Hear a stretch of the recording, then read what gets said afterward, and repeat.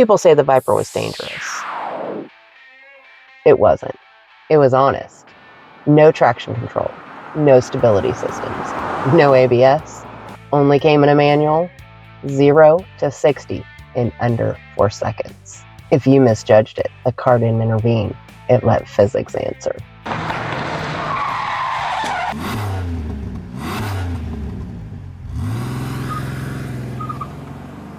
The first thing you notice about driving a Viper isn't speed, it's the weight. The steering's heavy at low speeds. The clutch isn't forgiving and the throttle's not filtered. There's no electronic smoothing between your foot and the engine. That 8-liter V10 responds immediately. Not violently, just immediately.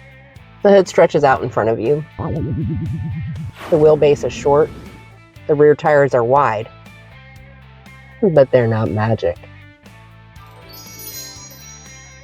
If you enter a corner too hot and the rear lifts, it doesn't slide out politely. It slides quickly. Not because the chassis was unstable, because in a short wheelbase car, weight transfer happens quickly. If that rear starts coming around, correction's all on you. Counter steer, throttle balance, composure. If you hesitated, the car kept going. It didn't hate you, it just wasn't impressed. And that's what caught people off guard. The Viper wasn't unpredictable, it was just unfiltered. And driving something unfiltered changes you. You don't casually toss it into a corner, you pay attention. You stop relying on it'll sort itself out because you know it won't. You start thinking ahead of the car instead of reacting behind it. And that does something interesting for your ego. Confidence becomes composure.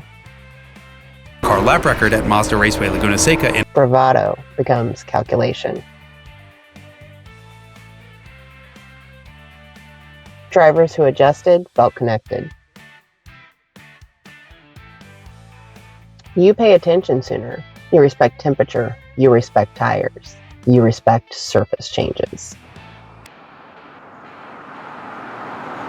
Cold pavement isn't abstract anymore. It's immediate. Too much throttle in second gear isn't theoretical.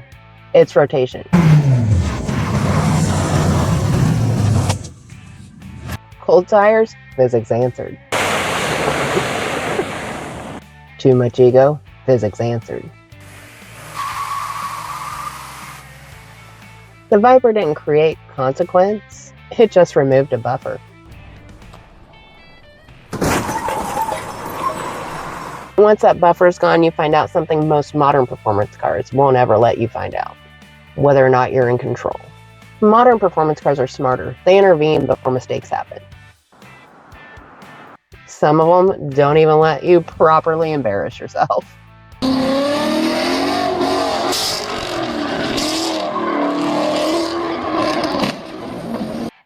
That's not a weakness, though. It's philosophy. Insurance companies didn't debate philosophy. They adjusted premiums. Journalists didn't need dramatic language. The fact that they got that test drive speechless said it all, without saying a word. The Viper filtered people. Not by status, but by behavior. Not bad. Here's your candy apple, sir. Excellent. By the early 90s, the rest of the industry was moving the opposite direction. ABS was standardizing, traction control was spreading, stability systems were waiting in the pits. Manufacturers weren't softening performance. They were trying to broaden it. More buyers and more accessibility. Electronics made high horsepower manageable for everyday drivers. And that's not bad engineering. But Dodge chose something else. They chose exposure. They left the inputs raw and the outcomes intact. The Viper operated under a different one. It assumed responsibility belonged with the driver. When someone hands you responsibility, you hold it differently. You don't dominate it, you work with it. You don't get rescued, you get measured. That's why Viper owners didn't just own the car, they defended it. Because surviving the learning curve felt earned. The difficulty became part of the identity. The flaws became stories. The stories became proof. Not proof that the car was perfect, proof that they adapted. People say they want something real. Real just means no one steps in. Not everyone wants that once they experience it. The Dodge Viper wasn't reckless. It was transparent.